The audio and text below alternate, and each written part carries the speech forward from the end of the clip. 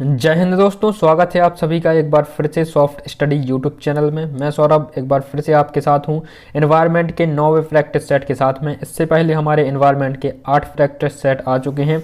यदि आपने उन्हें नहीं देखा है तो लिंक डिस्क्रिप्शन में दिया गया है, जहां से आप उन सारी वीडियोज़ को देख सकते हैं। यहाँ पर जिन क्वेश्चन को कवर करते हैं ये सभी मोस्ट इंपॉर्टेंट होते हैं आपके एग्जाम की दृष्टि से। तो दोस्तों, किसी भी टेट एग्जाम की प्रेपरेशन कर रहे हो आप, चाहे MPTET हो, CTET हो, लीट हो, UPTET हो या फिर एनी एग्जाम जहां पर एनवायरनमेंट से क्वेश्चन पूछ जाते हैं, सभी एग्जाम के लिए यह वीडियो इंपॉर्टेंट होगी। तो वीडियो को शुरू से लेकर अंत तक पूरा देखें।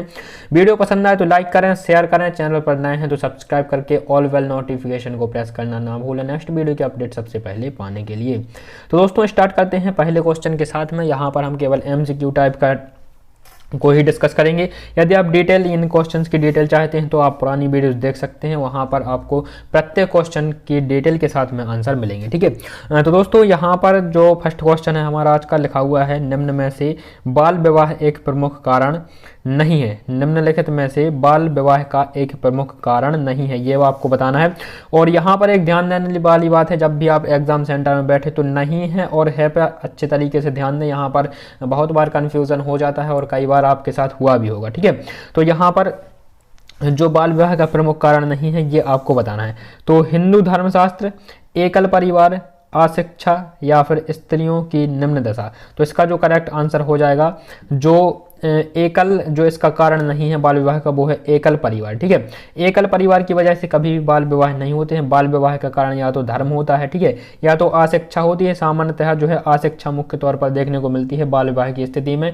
और जो है स्त्रियों की निम्न दशा भी है समाज में, तो स्त्रियों की निम्न दशा के कारण ही बाल विवाह होते हैं। ठीक है, चलते हैं अगले क्वेश्चन की तरफ। क्वेश्चन नंबर है यहाँ पर 2, लिखा हुआ है निम्न में से बाल विवाह से उत्पन्न एक प्रमुख समस्या है। निम्नलिखित में से बाल विवाह से उत्पन्न एक प्रमुख समस्या है। तो बिल्कुल यहाँ पर दोस्तों जनसंख्या वृद्धि है। तो बाल विवाह के कारण जनसंख्या वृद्धि होती है। ठीक है, शिक्षा में बाधकता आती है, महिला मृत्यु दर में वृद्धि होती है, क्योंकि महिला परिपक्व नहीं होती हैं बच्चों को जन्म देने के लिए, तो महिला मृत्यु दर है वो बढ़ती है। और ऑप्शन जो डी है उपर्युक्त सभी, ऑप्शन डी इसका करेक्ट हो जाएगी। ये सभी जो हैं ये सभी उत्पन्न कारण है बाल विवाह की। चलते हैं अगले क्वेश्चन की तरफ। क्वेश्चन नंबर 3, लिखा हुआ है निम्न में से कौन सी एक सामाजिक बुराई है। निम्नलिखित में से कौन सी एक सामाजिक बुराई है। तो बाल विवाह सामाजिक बुराई है, दहेज प्रथा सामाजिक बुराई है, बाल श्रम सामाजिक बुराई है। ये तीनों जो है सामाजिक बुराई के उदाहरण हैं और यहाँ पर हो जाएगा हमारा ऑप्शन डी उपर्युक्त सभी, इसका भी सही आंसर हो जाएगा। चलते हैं क्वेश्चन नंबर 4 की तरफ। तो यहाँ पर लिखा हुआ है निम्न में से भारत की उन्नति में प्रमुख अवरोधक है। निम्नलिखित में से भारत की उन्नति में प्रमुख अवरोधक है। ठीक है, तो जाति प्रथा, दहेज प्रथा, बाल विवाह या फिर उपर्युक्त सभी। तो यहाँ पर भी दोस्तों इसका आंसर जो हो जाएगा उपर्युक्त सभी।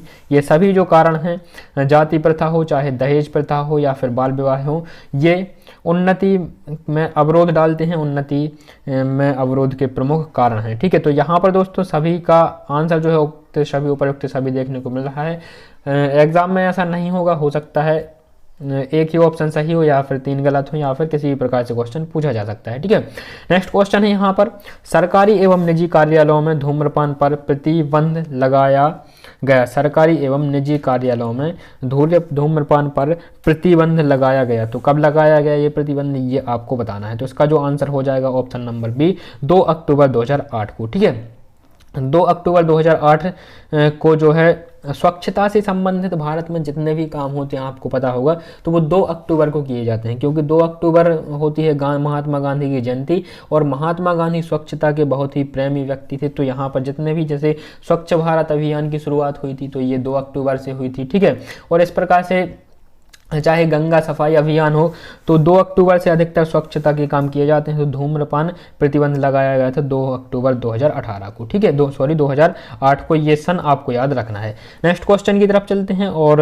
नेक्स्ट क्वेश्चन है यहाँ पर, क्वेश्चन नंबर है 6 इस वीडियो का, लिखा हुआ है परिवार निर्माण का दायित्व होता है। परिवार निर्माण का दायित्व होता है, किस पर होता है, पुत्र पर होता है, पत्नी पर होता है, पति पर होता है या फिर पति पत्नी का होता है। तो परिवार निर्माण का दायित्व होता है पति एवं पत्नी दोनों का यह दायित्व होता है। ठीक है, चलते हैं अगले क्वेश्चन की तरफ। क्वेश्चन 7, सहयोगी परिवार एक मुख्य गुण है। सहयोगी परिवार का एक मुख्य गुण है। सहयोगी परिवार इसे हम कह सकते हैं या फिर इसी को हम जो है संयुक्त परिवार कहते हैं। तो इसका एक प्रमुख गुण है पति पत्नी के मध्य रक्त संबंध होना, तो पति पत्नी के मध्य बिल्कुल भी रक्त संबंध नहीं होता है, कोई भी परिवार हो, चाहे एकल परिवार हो या फिर सहयोगी परिवार हो, ठीक है। दूसरा ऑप्शन है पति पत्नी के मध्य रक्त संबंध का ना होना, पति पत्नी के मध्य कलह होना, उपरोक्त में से कोई नहीं। तो यहाँ पर जो है सहयोगी परिवार का जो प्रमुख कारण है वो है पति पत्नी के मध्य रक्त का संबंध ना होना, ठीक है। चाहे कोई भी परिवार हो, यहाँ पर पति पत्नी के मध्य रक्त का संबंध नहीं होता है, ये आपको याद रखना है, ठीक है। चलते हैं, और यहाँ पर दोस्तों सहयोगी परिवार का तात्पर्य संयुक्त परिवार या फिर एकल परिवार से नहीं है। सहयोगी परिवार ऐसा परिवार होता है जिसमें दो विवाहित स्त्री पुरुष रहते हैं, ठीक है। ये सहयोगी परिवार का एक परिभाषा हो सकती है, इसे हम मान सकते हैं। चलते हैं नेक्स्ट क्वेश्चन की तरफ। क्वेश्चन नंबर जो है यहाँ पर हमारा 8 लिखा हुआ है कि मानव हृदय को सुंदर बनाने का एकमात्र मार्ग है। मानव हृदय को सुंदर बनाने का एकमात्र मार्ग है व्यायाम, आसन, योग या फिर नृत्य। तो मानव हृदय को सुंदर बनाने का, अब मानव हृदय की सुंदरता से ये तात्पर्य नहीं है हमारा कि हृदय एकदम बिल्कुल सौंदर्य से भर जाएगा या फिर कुछ भी, वो दूसरी वाली सुंदरता की यहाँ पर बात हो रही है, ठीक है। तो इसका जो सुंदर बनाने से यहाँ पर हमारा आशा हृदय को स्वस्थ बनाने से है, ठीक है। तो इसका जो हमारा सही आंसर हो जाएगा ऑप्शन सा योग, ठीक है। योग से जो है हृदय को स्वस्थ सुंदर बनाया जा सकता है। नेक्स्ट क्वेश्चन है क्वेश्चन नंबर यहाँ पर 9 लिखा हुआ है मनुष्य को मकान निम्न मौसम से बचाते हैं। मनुष्य को मकान निम्नलिखित में से किस मौसम से बचाते हैं? तो गर्मी से बचाते हैं, बिल्कुल बचाते हैं, सर्दी से बचाते हैं, बारिश से भी बचाते हैं। तो इसका जो आंसर हो जाएगा उपर्युक्त सभी। मनुष्य को जो मकान होते हैं इन सभी मौसम से बचाते हैं, ठीक है। नेक्स्ट क्वेश्चन है क्वेश्चन 10 विटामिन मिलता है हरी सब्जियों से मिलता है, दूध से मिलता है, मक्खन से मिलता है या फिर कोई नहीं। तो विटामिन जो मिलता है वह किससे मिलता है ये आपको बताना है। तो विटामिन मिलता है यहाँ पर जो हमारा आंसर हो जाएगा वो हो जाएगा आपका हरी सब्जियों से, ठीक है। हरी सब्जियों से विटामिन की प्राप्ति होती है, ऑप्शन ए इसका करेक्ट हो जाएगा, ठीक है। यदि हम दूध की और मक्खन की बात करें तो इसमें प्रोटीन पाया जाता है और वसा पाया जाता है, ये आपको याद रखना है। नेक्स्ट क्वेश्चन है दोस्तों क्वेश्चन नंबर 11 लिखा हुआ है खनिज लवण सहायता करते हैं। खनिज लवण किसमें सहायता करते हैं? दांतों के निर्माण में, शरीर की वृद्धि में, शरीर की रक्षा में या फिर उपर्युक्त सभी। तो खनिज लवण हमारी रक्षा करते हैं दांतों के निर्माण में, ऑप्शन नंबर आ इसका करेक्ट हो जाएगा, ठीक है, दांतों के निर्माण में। नेक्स्ट क्वेश्चन की तरफ चलते हैं। क्वेश्चन 12 लिखा हुआ है पृथ्वी पर जीवन के अस्तित्व को सबसे बड़ा भय है। पृथ्वी पर जीवन के अस्तित्व को सबसे बड़ा भय किसका है? तो वनों की कटाई के कारण है, विकिरण के कारण है, मरुस्थलीकरण के कारण है या उपर्युक्त में से कोई नहीं। तो सबसे बड़ा जो कारण हो जाता है यहाँ पर तो विकिरण के कारण है, ठीक है, ऑप्शन बी इसका करेक्ट हो जाए, विकिरण के कारण, ठीक है। नेक्स्ट क्वेश्चन है यहाँ पर क्वेश्चन नंबर 13 लिखा हुआ है निम्न में से कौन सी धातु मानव में विषाक्तता उत्पन्न करती है? निम्नलिखित में से कौन सी धातु मानव में विषाक्तता उत्पन्न करती है? जस्ता है, क्या सीसा है, लोहा है या फिर मैग्नीशियम है? तो ठीक है, तो यहाँ पर जो है मानव में विषाक्तता उत्पन्न करने वाली धातु है, तो कौन सी धातु हो जाएगी? सीसा या फिर जो है लेड, ठीक है, ऑप्शन बी इसका करेक्ट हो जाएगा। नेक्स्ट क्वेश्चन है क्वेश्चन 14 लिखा हुआ है महानगरों में जैसे दिल्ली, मुंबई, कोलकाता तथा बेंगलुरु में मुख्य वायु प्रदूषक हैं, ठीक है। तो महानगरों में जो मुख्य वायु प्रदूषक होता है वो होता है कार्बन डाइऑक्साइड, ऑप्शन ए इसका करेक्ट हो जाएगा, ठीक, क्या होता है? Carbon dioxide. नेक्स्ट क्वेश्चन है क्वेश्चन नंबर 15 लिखा हुआ है निम्नलिखित में से किस धातु को उत्प्रेरक संपरिवर्तक में उत्प्रेरक के रूप में प्रयोग किया जाता है? निम्नलिखित में से किस धातु को उत्प्रेरक संपरिवर्तक में उत्प्रेरक के रूप में प्रयोग किया जाता है? तो इसका जो आंसर हो जाएगा वो हो जाएगा पैलेडियम, ऑप्शन नंबर ए इसका करेक्ट हो जाएगा, ठीक है।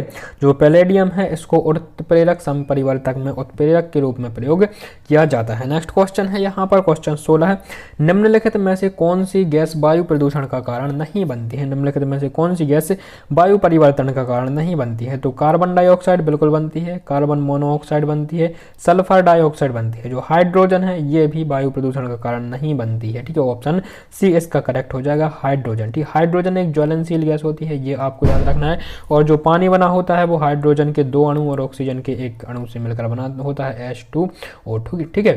तो यहाँ पर चलते हैं नेक्स्ट क्वेश्चन की तरफ। क्वेश्चन है यहाँ पर 17 लिखा हुआ है निम्नलिखित में से किसके कारण कारण वायु प्रदूषण नहीं होता है? निम्नलिखित में से किसके कारण वायु प्रदूषण नहीं होता है? डीजल इंजन के कारण बिल्कुल होता है, परागकण के कारण नहीं होता है, ताप विद्युत शक्ति केंद्रों से होता है, जल विद्युत शक्ति केंद्रों से होता है। ठीक है, तो इसका जो आंसर हो जाएगा हमारा ऑप्शन नंबर ए, जो वायु प्रदूषण नहीं होता है वो किससे नहीं होता है? जल विद्युत शक्ति केंद्र। ठीक है, जल विद्युत ऐसे केंद्र जहां पर पानी के द्वारा जनरेटर्स को घुमाया जाता है और वहाँ से जो होते हैं बिजली तैयार की जाती है, वहाँ से जो है किसी प्रकार का प्रदूषण नहीं होता है। ठीक है, नेक्स्ट क्वेश्चन की तरफ चलते हैं। क्वेश्चन नंबर 18 लिखा हुआ है जल प्रदूषण होता है। ठीक है, जल प्रदूषण होता है हवाई जहाज से, स्वचालित वाहनों से, 2,4-D और कीटनाशकों से, या फिर धूम्रपान से। तो इसका जो करेक्ट आंसर हो जाएगा जल प्रदूषण किससे होता है? तो जल प्रदूषण होता है ऑप्शन सी इसका करेक्ट हो जाएगा कीटनाशकों के प्रयोग से। ठीक है, 2,4-D और कीटनाशकों के प्रयोग से। अगला क्वेश्चन है क्वेश्चन नंबर 19 लिखा हुआ है CO का विषैला प्रभाव होता है। CO मतलब कोबाल्ट का विषैला प्रभाव होता है क्योंकि हीमोग्लोबिन के लिए इसकी बाध्यता ऑक्सीजन की तुलना में होती है। ठीक है, तो हीमोग्लोबिन के लिए जो CO की बाध्यता होती है वह ऑक्सीजन की तुलना में कितनी होती है, ये आपको बताना है। तो इसका जो आंसर है हो जाएगा ऑप्शन नंबर बी 250 गुना। ठीक है, ऑप्शन बी इसका करेक्ट हो जाएगा।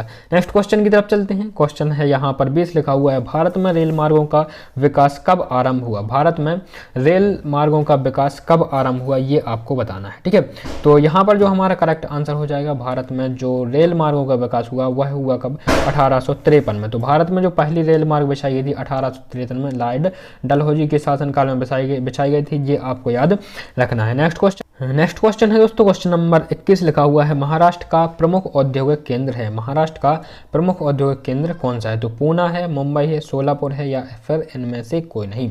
तो महाराष्ट्र का जो प्रमुख औद्योगिक केंद्र है वो है आपका मुंबई। ऑप्शन नंबर बी इसका करेक्ट हो जाएगा। ठीक है, मुंबई प्रमुख औद्योगिक केंद्र क्यों है? क्योंकि यह बंदरगाह है और मुंबई पर अधिकतर देशों से जो सामान क्रय किया जाता है वो बंदरगाह पर आता है, इसलिए महाराष्ट्र का ये जो प्रमुख औद्योगिक केंद्र है वो है आपका मुंबई। ठीक है, नेक्स्ट क्वेश्चन है क्वेश्चन नंबर 22 लिखा हुआ है मुंबई में सूती वस्त्र मिलों की संख्या कितनी है? ठीक है, इसके साथ ही दोस्तों मुंबई में कई सारे उद्योग भी स्थापित हैं, तो यहाँ पर सूती वस्त्र का भी है, सूती वस्त्र की बहुत सारी मिलें स्थित है मुंबई में। तो सूती वस्त्र मिलों की संख्या कितनी है ये आपको बताना है। तो इसका जो हो जाएगा ऑप्शन हमारा जो आंसर हो जाएगा इसका 51। ठीक है, मुंबई में सूती वस्त्र की कितनी मिलें हैं? 51 मिलें हैं। चलते हैं अगले क्वेश्चन की तरफ। क्वेश्चन नंबर 23 है पृथ्वी पर ओजोन परत लगभग कितनी ऊंचाई पर है?